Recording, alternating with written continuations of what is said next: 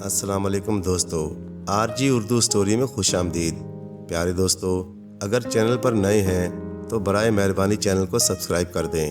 بہت دن گزرے، کاشغر میں ایک بوڑھا آدمی رہتا تھا۔ اس کا ایک ہی لڑکا تھا جس کا نام تھا ہاشم۔ ایک دن بوڑھا آدمی بیمار ہو گیا اور کام کاج کرنے سے بھی معذور ہو گیا۔ اس نے اپنے بیٹے ہاشم کو بلایا اور کہا، بیٹا، اب میں کام کاج کرنے کے قابل نہیں رہا، اب تم ہی یہ ذمہ داری سنبھالو۔ جو کام بھی تم کرو اسے دیانتداری اور محنت سے پورا کرنا، کیونکہ دیانتداری اور محنت کا صلہ ضرور ملتا ہے۔ ہاشم نے ایک روٹی رومال میں باندھی، ہاتھ میں ایک لاٹھی لی اور اپنی قسمت آزمانے کے لیے چل کھڑا ہوا۔ وہ بہت دیر تک چلتا رہا، گاؤں گاؤں گھوما پھرا، کئی دروازے پر دستک دی، لیکن کسی نے اسے ملازم نہیں رکھا۔ آخر ایک دن اسے ایک بوڑھا آدمی ملا۔ ہاشم نے بہت ادب سے اسے سلام کیا۔ بوڑھے نے شفقت سے جواب دیا اور پوچھا، کیوں برخوردار، کہاں کے ارادے ہیں؟ ہاشم نے کہا، جہاں قسمت لے جائے، ابھی تو میں روزی کی تلاش میں مارا مارا پھر رہا ہوں۔ بوڑھا بولا، میرے ساتھ چلے آؤ، مجھے اپنے جانوروں کی دیکھ بھال کے لیے ایک ملازم کی ضرورت ہے، میں تمہیں معقول معاوضہ بھی دوں گا۔ ہاشم خوشی خوشی بوڑھے کے ساتھ چل پڑا۔ بوڑھے کے پاس 2 گھوڑے اور ایک گائے تھی۔ ہاشم نے بہت محنت سے گھوڑوں اور گائے کی دیکھ بھال کی۔ 7 دن بعد بوڑھے نے ہاشم کو اس کی خدمت گزاری کے معاوضے میں ایک تربوز دے دیا۔ ہاشم نے جو محنت کی تھی اس کے لیے یہ معاوضہ بہت ہی معمولی تھا، اس لیے ہاشم کو بہت افسوس ہوا، لیکن وہ خاموش رہا، کیونکہ اس کے ساتھ بوڑھے کا رویہ بہت اچھا رہا تھا۔ ہاشم نے بوڑھے کو خدا حافظ کہا اور اپنے گھر کو چل پڑا۔ جوں جوں گھر قریب آ رہا تھا، ہاشم کی شرمندگی بڑھتی چلی جا رہی تھی۔ آخر اس نے مایوس ہو کر تربوز کو زمین پر دے مارا۔ تربوز پھٹ گیا۔ تربوز کے اندر سے بے شمار گھوڑے، بیل اور بکریاں نکلنے لگیں۔ اب تو ہاشم کو بہت ہی افسوس ہوا۔ وہ رنج اور افسوس سے ہاتھ ملنے لگا، لیکن اب کیا ہو سکتا تھا؟ ان تمام جانوروں کو اکٹھا کرنا اور تربوز میں بند کرنا بالکل ناممکن تھا۔ وہ حسرت سے کھڑا ان جانوروں کو دیکھتا رہا۔ اچانک پیچھے سے اسے ایک آواز سنائی دی، کیا بات ہے نوجوان، تم اتنے رنجیدہ اور پریشان کیوں کھڑے ہو؟ یہ جابر تھا۔ ہاشم بولا، مجھے ایک بوڑھے نے تربوز دیا تھا، میں نے تربوز کو زمین پر پھینک دیا، کیونکہ مجھے یہ نہیں معلوم تھا کہ اس میں یہ تمام جانور بند ہیں۔ میری سمجھ میں نہیں آ رہا کہ اب میں کیا کروں۔ جابر بولا، اگر تم وعدہ کرو کہ عمر بھر شادی نہیں کرو گے تو میں یہ سب جانور دوبارہ اسی تربوز میں بند کر دوں گا۔ اس مصیبت کے وقت جابر اگر کوئی اور مشکل شرط بھی عائد کرتا تو ہاشم اسے خوشی خوشی قبول کر لیتا۔ چنانچہ ہاشم نے وعدہ کیا کہ وہ عمر بھر شادی نہیں کرے گا۔ جابر نے سیٹی بجائی اور دیکھتے ہی دیکھتے سارے جانور دوبارہ تربوز میں داخل ہونے لگے۔ جب آخری جانور بھی تربوز میں داخل ہو گیا تو تربوز کے دونوں ٹکڑے خود بخود آپس میں جڑ گئے۔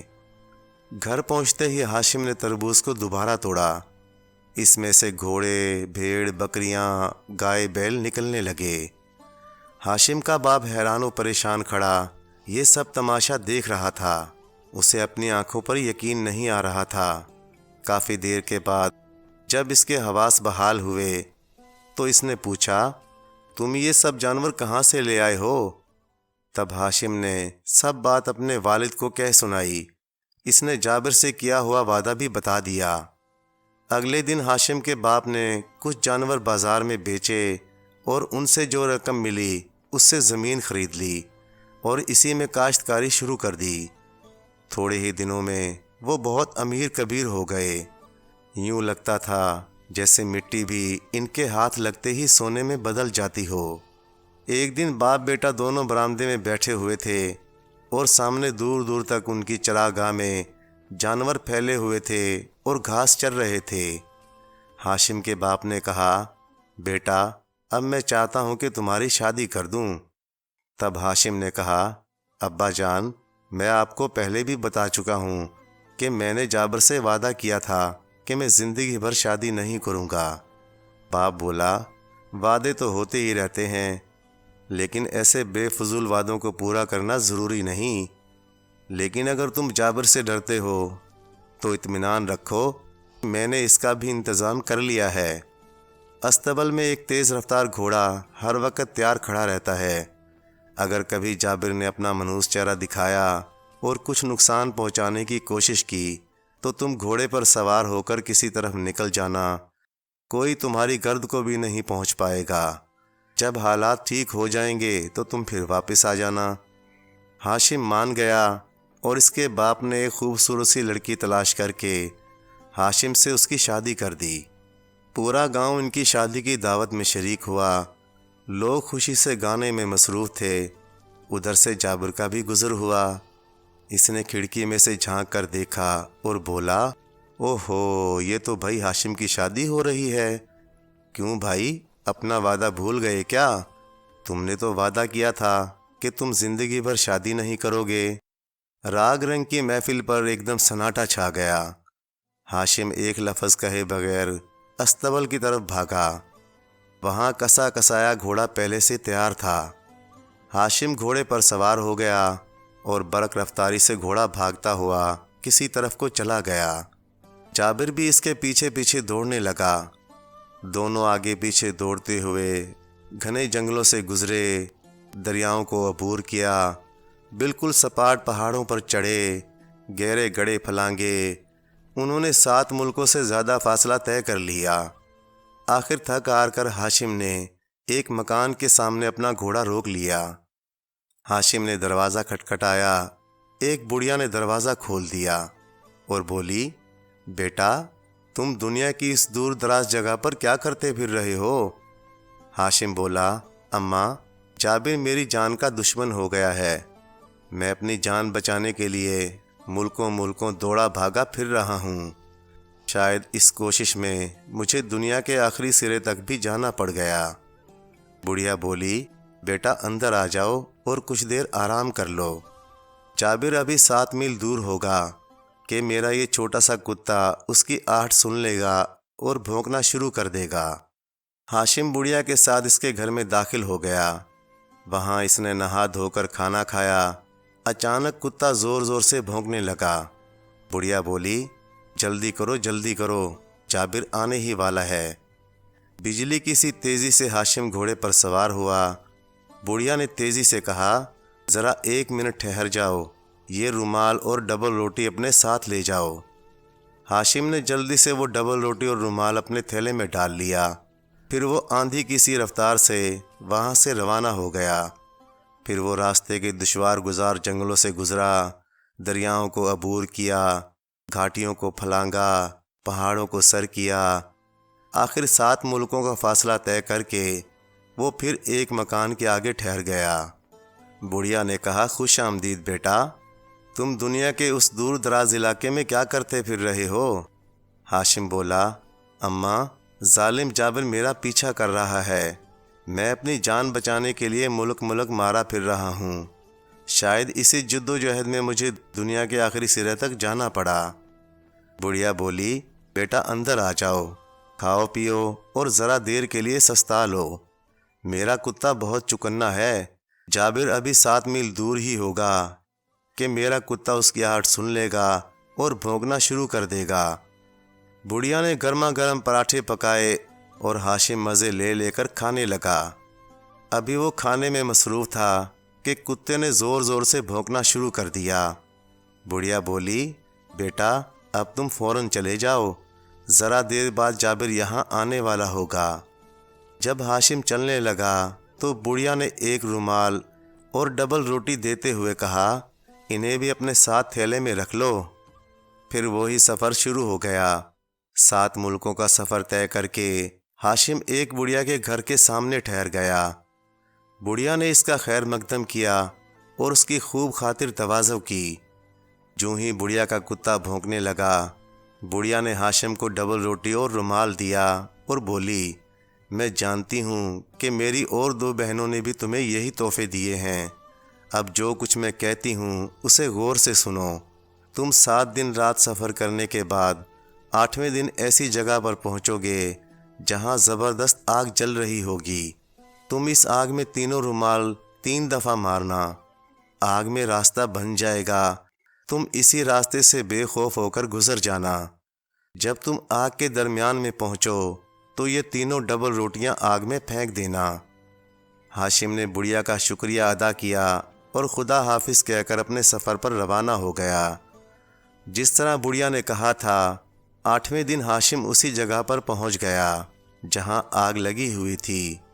یہ آگ ایسی زبردست تھی کہ اس کے شعلے آسمان سے باتیں کر رہے تھے۔ دائیں بائیں جہاں تک نظر جاتی آگ ہی آگ نظر آ رہی تھی۔ ہاشم نے تینوں رومال آگ میں 3 دفعہ مارے، آگ میں ایک راستہ بن گیا اور ہاشم بے خوف ہو کر اسی راستے سے گزرنے لگا۔ بڑھیا کے کہنے کے مطابق اس نے تینوں ڈبل روٹیاں آگ میں ڈال دیں۔ ہر ڈبل روٹی میں سے ایک بہت بڑا کتا اچھل کر باہر نکلا۔ ہاشم نے سب سے بڑے کتے کا نام فیلتن اور چھوٹے کتے کا نام فولادتن اور سب سے چھوٹے کتے کا نام گلبدن رکھا۔ تینوں کتے ہاشم کو دیکھ کر دم ہلانے لگے اور وہ بھی کتوں کے سروں پر ہاتھ پھیرنے اور ان کو تھپ تھپانے لگا۔ ادھر جابر آگ کی دوسری طرف رک گیا۔ ہاشم کے گزرنے کے بعد راستہ بند ہو گیا، اس لیے وہ آگ کو عبور نہیں کر سکا۔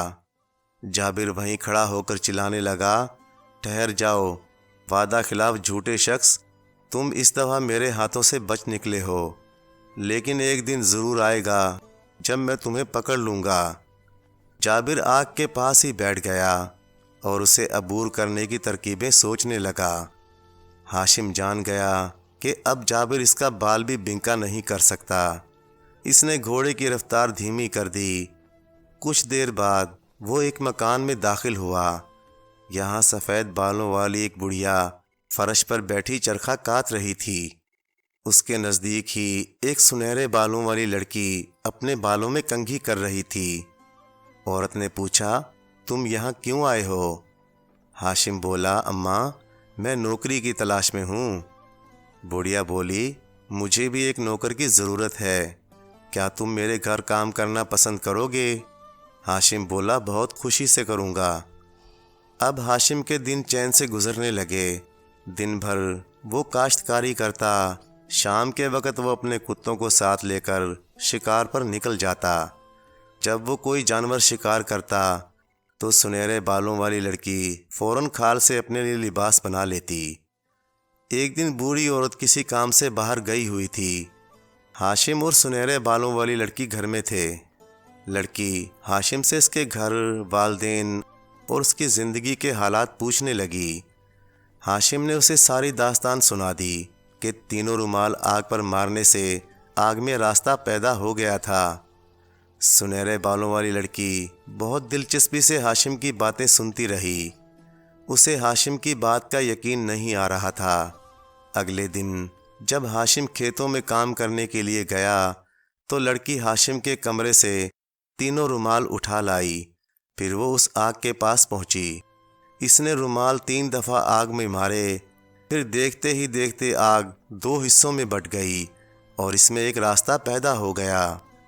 ادھر جابر، جو کئی دن سے راستے کی تلاش میں تھا، آگ کے راستے سے گزر کر لڑکی کے سامنے آن کھڑا ہوا۔ اس کی خوفناک صورت دیکھ کر لڑکی کے حواس جاتے رہے۔ وہ بے تحاشا بھاگی اور ہانپتی ہانپتی اپنے مکان میں داخل ہو گئی۔ جابر بھی اس کے پیچھے پیچھے مکان میں داخل ہو گیا اور چولہے کے نزدیک چھپ کر بیٹھ گیا۔ کچھ دیر بعد ہاشم بھی واپس آ گیا۔ اس نے زمین پر گرے ہوئے رومال اٹھائے۔ وہ سوچنے لگا کہ رومال یہاں کیسے آ گئے، کیونکہ اسے یاد تھا کہ رومال تو اس نے الماری میں بند کر دیے تھے۔ پھر اس نے نیم بے ہوش لڑکی کو دیکھا جو زمین پر گری ہوئی تھی اور لمبے لمبے سانس لے رہی تھی۔ ہاشم نے لڑکی کو پلنگ پر لٹا دیا۔ کچھ دیر بعد لڑکی کے حواس درست ہوئے، لیکن لڑکی نے ہاشم کو جابر کے متعلق کچھ نہ بتایا۔ ادھر جابر جہاں چھپا بیٹھا تھا، عین اسی جگہ فلتن کتا بیٹھ گیا۔ جابر کا تو کچومر ہی نکل گیا۔ اگلے دن ہاشم اکیلا ہی کھیتوں میں کام کرنے گیا ہوا تھا۔ جابر چپکے سے اس کے پیچھے پیچھے ہو لیا، لیکن خوش قسمتی سے ہاشم کی نظر جابر پر پڑ گئی۔ وہ جھٹ سے ایک اونچے درخت پر چڑھ گیا۔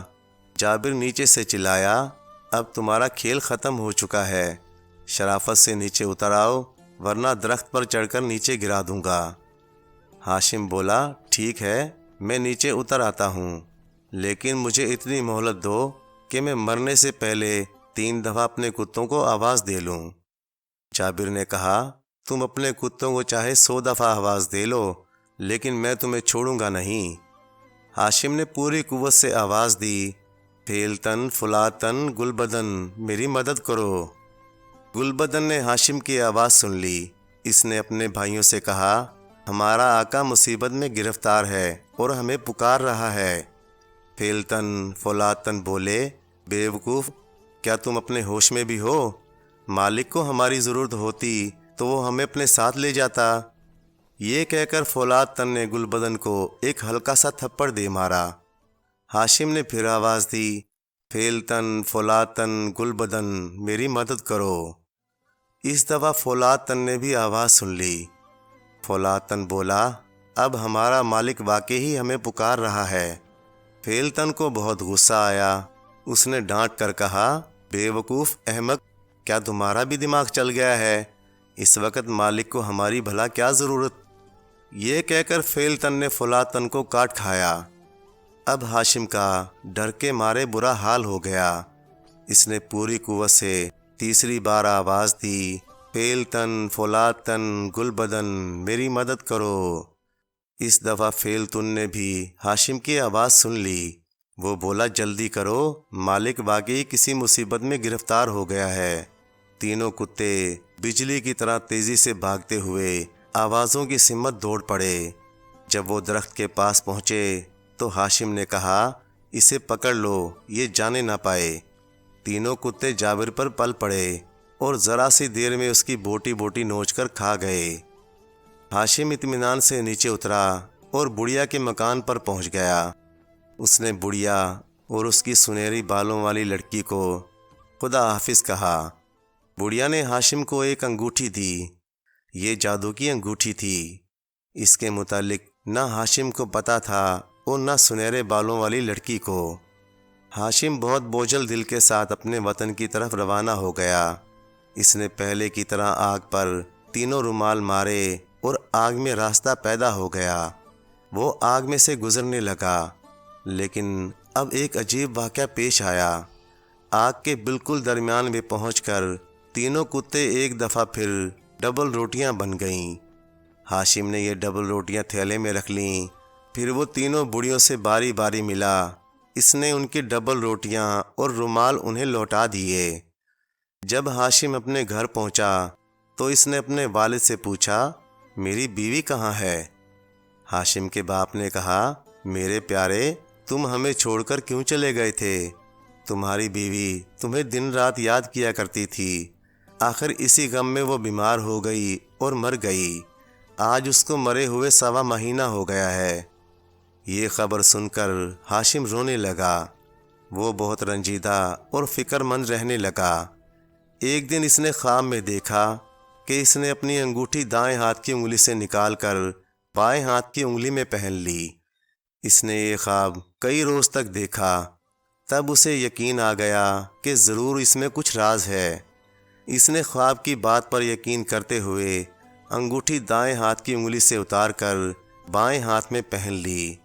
اور پھر ایک اور عجیب واقعہ پیش آیا، یعنی پلک جھپکنے کے عرصے میں سنہرے بالوں والی لڑکی اور اس کی بڑھیا ماں اس کے سامنے کھڑی تھیں۔ ہاشم کی شادی سنہرے بالوں والی لڑکی سے ہو گئی اور وہ ہنسی خوشی زندگی گزارنے لگے۔ پیارے دوستو، کہانی اچھی لگی تو لائک کریں، چینل کو سبسکرائب کر دیں اور مزید اسی طرح کی قصے کہانیاں دیکھنے کے لیے دیکھتے رہیں RG اردو اسٹوری۔ شکریہ۔